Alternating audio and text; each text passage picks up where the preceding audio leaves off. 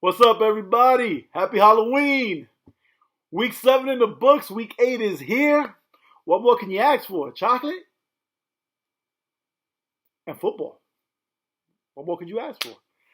Last week had some interesting games. We had some upsets, and we had a close game, and we had a very close game.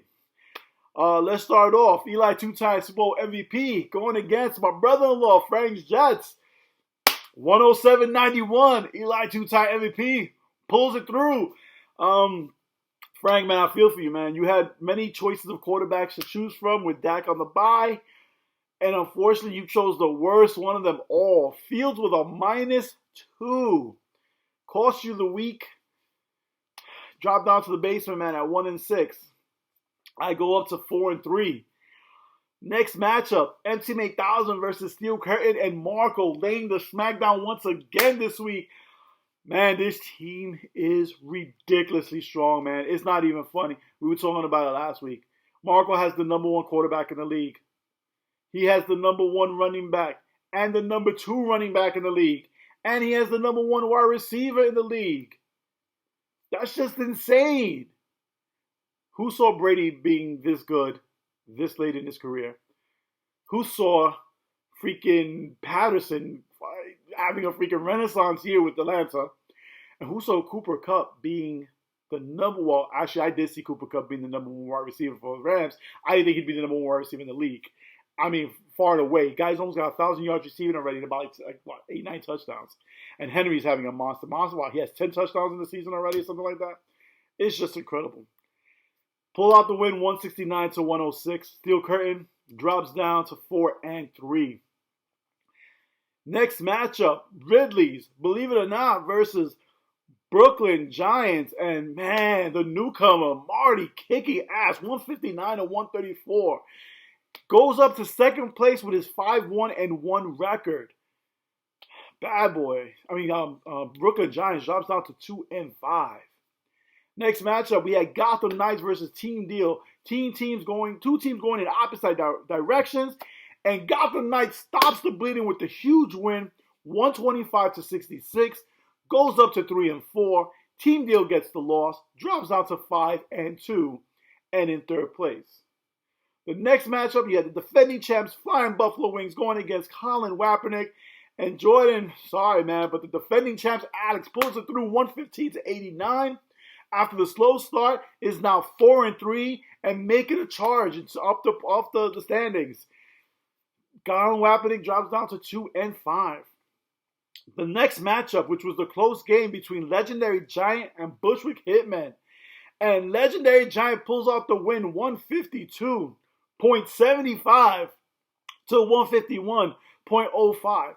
Now that game was crazy because Legendary Giant was up by like 40 points going into, I think it was the Monday night game with the Saints, and all of a sudden Kamara just goes off. Huge first half. I was like, holy crap, he's going to lose. And the way Legendary Giants team has been going this season, I wouldn't have been surprised. He's had bad luck galore with injuries, with players who underperformed until he put on the bench, all of a sudden have monster games. But he lucked out and they survived with the 1.7 win. But that wasn't even the closest matchup of last week. That would go to BadBoys versus Oldmeister. 113-112.5. That is heartbreaking. To lose by a half a point. I mean, listen. You start second guessing who could have started, who did not start. But it came down to it, man. BadBoys gets the win and desperately needed because BadBoys was on the slide too. They move up to 3-4. Oldmeister now tied at 3-1, but still in the playoff picture. So now we come into week 8. I gotta tell you, this week could either really clarify who cements their strong standing in the playoffs, going to the playoffs, or if it goes another way, everyone becomes available to get in. Because we have a lot of matchups that can determine how this moves forward. First, we'll start off with Eli, two-time Super Bowl MVP versus M-Team 8000. The matchup of the week. I'm coming in at 4-3. M-Team 8000 coming in at 6-1. And Marco, The upset is happening. I am taking you out this week. You are getting an L versus my team. Manning is going to knock down the Slayer once again, like he did against some New England teams. He's going to do it again. I've done it in fantasy, and he's done it in the NFL. Let's not forget, I was the one that knocked out the 13-1, whatever the hell Evans' team's name was, and I knocked him out. Biggest upset in playoff history. Marco, you're going down. Frank's Jets versus BadBoys. And listen, BadBoys, you need this win. You get this win, you go to 4-4, and you're thick of the playoff race. Frank's Jets, if you want to salvage anything for this season, this is the week to do it. If you lose here, you're pretty much done. Steel Curtain versus Ridley's, believe it or not. And listen, Steel Curtain 4-3. Ridley, believe it or not, 5-1-1. Ridley pretty much has a safe, comfortable lead. So this game, I think, is going to be a lot more for Steel Curtain. They're going to need this to stay within the playoff race. If they get the L, they drop down to 4-4, and there's a lot of teams that could be in that same position. You have Ojo Meister versus Legendary Giant, and it's the same thing. Ojo Meister at 3-1. Desperately needs this win to solidify his standings. While you have Legendary Giant who wants to jump back into the playoff race, this is the time to do it. You're at 2-5. You get a win here, and you possibly could be just one game out the spot. Same thing goes with Team Deal and Brooklyn Giants. Brooklyn Giants at 2-5 needs to win. Team Deal, if you get the win here, you pretty much built yourself a good cushion going into a potential playoff run. Bushwick Hitman versus Colin Kaepernick. Bushwick Hitman at 4-3 against Colin Kaepernick is 2-5. Bushwick Hitman, if you get the loss here, it gets touchy because you've lost against some teams who are in that 4-4 range or close to it, and that can have tie-breaking ramifications. Jordan, if you want to stay into the race at all, you're going to need to pull the win out this week. And then finally, we have Gotham Knights who's 3-4. Flying Buffalo Wings was 4-3. If the defending champs wants to defend his crown, he's going to need a win here because a loss will drop him to 4-4.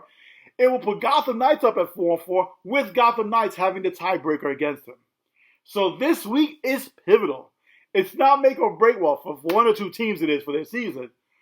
But for teams who are on the cusp or in the middle of the pack, there's a lot of tie-breaking ramifications this week. It's going to be a fun, good week. And like I said, Marco, I'm coming after you. So now this week, we're going to highlight BadBoys. Eddie joined the league in 2015. He's actually one of the few teams in this league that has a winning percentage. 43-35 over the last 6 seasons. Out of the last 6 seasons, he's been into the playoffs 5 times in the last 6 seasons. The only problem is he's 1-5 in the playoffs. He's been knocked out of the first round every time except for once in 2018 when he made it to the semifinals before getting knocked out. BadBoys is a fierce competitor. Like I said, I mean, his record speaks for himself. He's consistently in the playoffs. He just hasn't had luck there. But, Eddie, thank you for joining the league. Thank you for participating. And good luck this week. All right, everybody. It's Halloween. So, have some fun. Watch some football. Eat some treats. You guys have a good week, man. And Marco, you're done this week, man. I'm sorry, man. Have a good week, everybody.